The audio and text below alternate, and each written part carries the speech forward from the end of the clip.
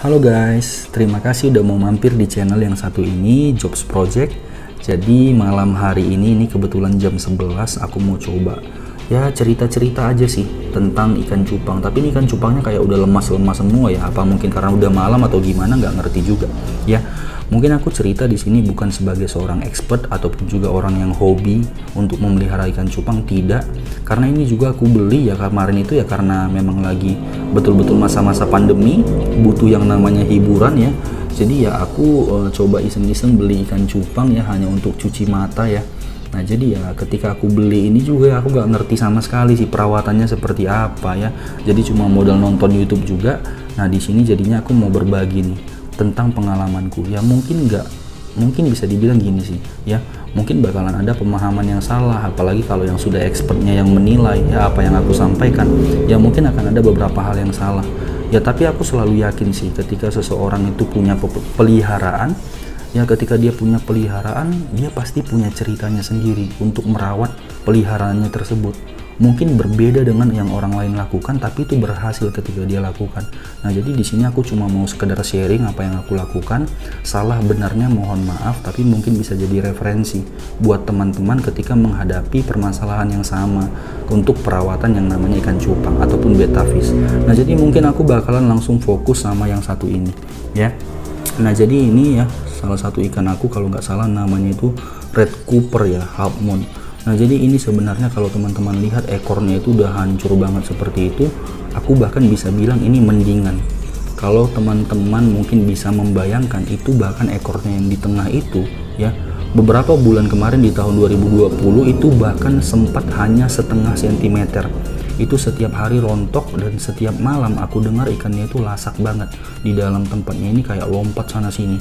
Bahkan aku sampai ngerekam selama satu malam, maksudnya selama satu malam untuk memastikan ini ekornya dimakan cicak kah atau bagaimana. Tapi ternyata aku lihat nggak ada sama sekali gangguan dari hewan-hewan seperti itu, apalagi gangguan makhluk halus ya. Jadi ya aku rasa ini salah satu faktornya itu ya perawatannya. Jadi mungkin aku sedikit menjelaskan. Ini ikannya mulai kurang sehat itu setelah 2 bulan pembelian. Jadi aku belinya ini kalau nggak salah sekitar bulan 5 tahun 2020 kemarin. Nah setelah 2 bulan pembelian itu dia itu kayak mulai kurang sehat gitu. Nah jadi di situ aku mulai coba lihat nih apa nih yang salah. Jadi aku coba merimang-rimangi lagi ya, dari segi airnya seperti apa, makannya seperti apa. Nah aku jadi coba berpikir. Nah jadi dari situ aku melangkah, aku coba ingat-ingat kembali ya untuk kadar airnya seperti apa. Mungkin aku di sini sharing sama teman-teman. Jadi setiap aku ganti air itu, aku ganti airnya itu seminggu sekali. Jadi sampai 7 hari sekali baru diganti airnya, dan kotorannya udah banyak bertumpuk. Ya aku lihat ikannya nggak sehat gitu ya. Bahkan kalau teman-teman lihat di sini masih ada beberapa yang kuncup ya. Nggak ngerti juga sih ya gimana supaya dia itu bisa konsisten untuk mekar terus. Ini sebenarnya walaupun ini kuncup seperti ini, tapi dia itu pasti ada momen dia bakalan mekar gitu, cuma nggak konsisten mekar terus gitu ya. Ini juga aku tutup kok, aku batasi, jadi nggak selamanya terbuka seperti ini hanya untuk video saja ya. Nah jadi kita fokus balik lagi ke sini ya. Aku coba lihat dari airnya sendiri, aku selalu taruh yang namanya garam, karena aku lihat di YouTube ya ditambah dengan garam ikan. Tapi salahnya aku buatnya garam dapur ya. Tapi aku lihat di YouTube juga nggak jadi masalah katanya kalau pakai garam dapur. Jadi aku lanjutkan pakai garam dapur. Setiap aku ganti air aku taruh garam dapur. Dan aku ngerasa ya garam dapur itu kalau nggak salah juga aku dengar dari YouTube katanya untuk meningkatkan suhu supaya hangat, terus juga membunuh bakteri kalau nggak salah ya. Jadi aku coba berpikir, ini di daerah kami ini ya bisa dibilang panas, bisa dibilang suhunya itu panas. Terus aku berpikir kalau airnya ditambah garam bisa jadi makin panas suhu airnya. Nah jadi dengan pemikiran seperti itu aku mulai nggak buat lagi yang namanya garam untuk setiap aku ganti airnya. Dan ternyata betulan terasa banget perbedaannya. Ikan-ikannya yang tadinya malas bergerak itu jadi jauh lebih aktif, dan ya istilahnya lebih sering ngembang ekor-ekornya. Nah jadi dari situ aku melangkah nggak buat lagi yang namanya garam. Nah selanjutnya campuran airku juga itu adalah obat biru ya. Jadi ya aku rasa ini cukup familiar ya. Untuk setiap pergantian air ikan cupangku aku selalu pakai obat biru juga. Tapi takarannya yang ngaco. Nah di sini udah dibuat ketentuan itu kalau nggak salah ya. Nah ini teman-teman bisa lihat untuk dosis pengobatan sebenarnya 1 tetes per 4 liter. Untuk pencegahan itu hanya 1 tetes untuk 8 liter air. Tapi coba bayangkan aku buat untuk setiap satu tempat ini itu aku buat 2 tetes. Untuk setiap satu tempat ini aku buat 2 tetes ya. Jadi itu pekat, birunya luar biasa. Aku buat cahaya-cahaya, aku buat lampu-lampu, itu cantik memang, tapi ikannya mau mati semua. Lesu semua, letoy semua, diam semua di bawah, di dasar diam-diam doang. Nah jadi dari situ aku mulai perhatikan untuk yang namanya campuran air birunya ya, ataupun obat birunya juga.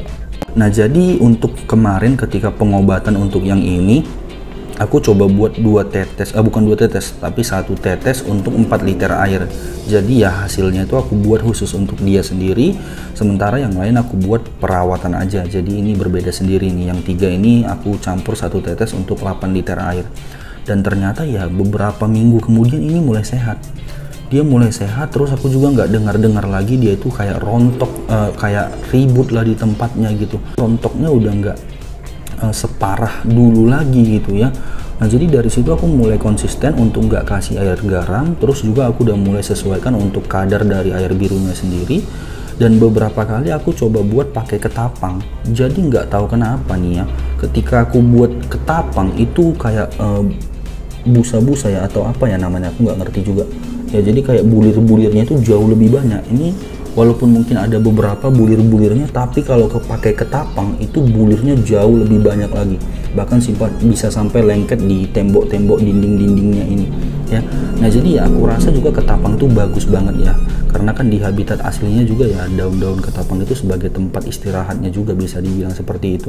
Cuma ini aku memang lagi nggak buat daun ketapang karena memang lagi habis juga daun ketapangnya ya. Jadi mungkin itu bisa jadi referensi buat teman-teman ya untuk airnya seperti apa.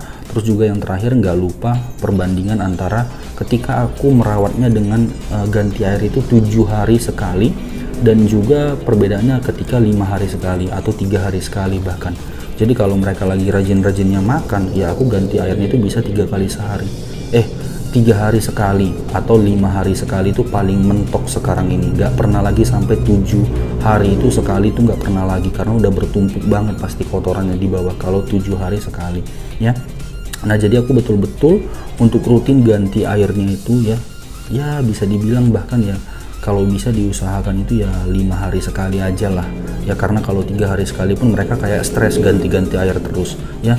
Nah jadi setelah aku lakukan rutin dari airnya seperti itu, mulai dari garamnya aku hilangkan, air birunya juga aku buat takarannya tepat, terus beberapa kali aku buat daun ketapang juga, terus juga aku ganti airnya itu rutin, ataupun juga ya istilahnya melihat juga gimana gambaran dari ikannya. Kalau dia udah lemas bahkan aku nggak tunggu 5 hari, kalau dia udah mulai lemas aku langsung ganti airnya. Nah jadi mungkin dari segi air ya seperti itu. Dari segi makanan dulu itu ketika aku beli itu aku pakainya itu ya tetap sama sih, sampai sekarang aku masih pakai ini baby shrimp ya. Jadi ini kayak cumi, baby cumi gitu yang dihancurkan ya. Jadi aku dulu itu pakai ini itu untuk takarannya itu hanya kayak ya 2-3 butir doang, itu bahkan arahan dari penjualnya. Nah aku nggak tahu kenapa ketika aku hanya kasih 2-3 butir itu ikannya lemas-lemas semua, kayak ngerasa kelaparan. Aku juga kasihnya cuma pagi jam 7 malam, nanti jam 7 itu kayak nggak sehat banget. Setelah itu aku mulai coba lagi bereksperimen, aku kasih banyak, lebih banyak, yang tadinya 2 butir aku kasih 10 butir ya. Jamnya tetap pagi jam 7, malam jam 7 ya, dan jauh lebih sehat. Terutama juga yang ini, fokus untuk yang ini itu jauh lebih sehat.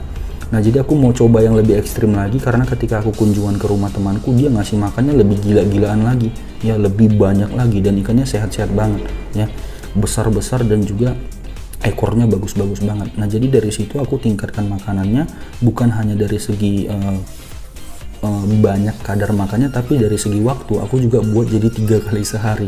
Jadi nanti pagi, siang, dan juga malam aku kasih, dan sampai detik ini ya ini udah perkembangannya bagus banget. Mungkin ini aku tampilkan dulu deh ya video dari ikan yang satu ini ketika aku pertama kali beli, dan teman-teman bisa coba bandingkan dengan kondisinya yang seperti sekarang ini.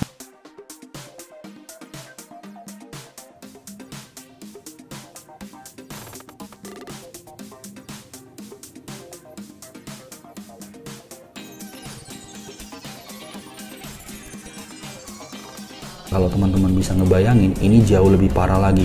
Sebelum aku rawat seperti sekarang ini, itu bahkan yang di tengahnya itu cuma setengah senti doang loh ya.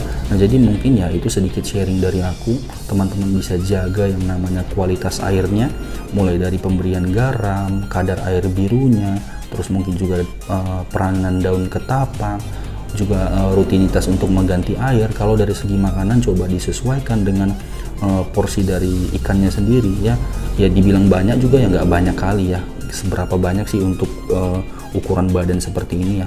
Aku sih lebih bagus sering ya, tapi nggak terlalu banyak supaya nggak jadi berlebihan juga, jadi banyak yang tersisa, jadi takutnya nanti jadi penyakit jadinya ya. Mungkin itu sedikit sharing dari aku ya. Ini pengalamanku secara pribadi yang tadinya aku berpikir ini udah bakalan mati karena melihat kondisinya betul-betul kasihan sebenarnya ya. Tapi ya ini bisa bertahan. Bayangkan dari mulai bulan 5 kemarin, berarti 2 bulan itu sekitar Mei, Juni, Juli ya, dan dia bisa bertahan sampai sekarang dan masih hidup dan bahkan udah makin sehat nih ya. Semoga ikannya bisa balik lagi sih kayak awal, bahkan lebih sehat dari awal dibeli. Oh iya, sedikit kelupaan guys, mungkin satu hal lagi yang aku lakukan ya untuk perawatan sederhananya juga ya. Aku setiap hari buka pintu kamarku karena kebetulan juga langsung bisa masuk cahaya matahari, jadi aku coba beri mereka juga untuk sinar matahari ya. Aku percaya sih itu bisa kayak ngilang-ngilangin kuman atau gimana lah ya. Pokoknya aku coba buat mereka itu sekitar 5-10 menit kena sama yang namanya sinar matahari setiap pagi ya. Jadi ya paling nggak ada udara, perputaran udara juga seperti itu ya. Nah jadi itu bisa jadi tambahan juga buat teman-teman. Mungkin sekian sharing yang aku bisa kasih, semoga bermanfaat buat teman-teman ya. Jangan lupa juga dukung terus channel yang satu ini supaya kita semakin sering berbagi, aku juga semakin semangat buat videonya. Boleh di subscribe, di komen, ataupun di like, atau mungkin di share juga sama teman-teman yang lain. Terima kasih semuanya.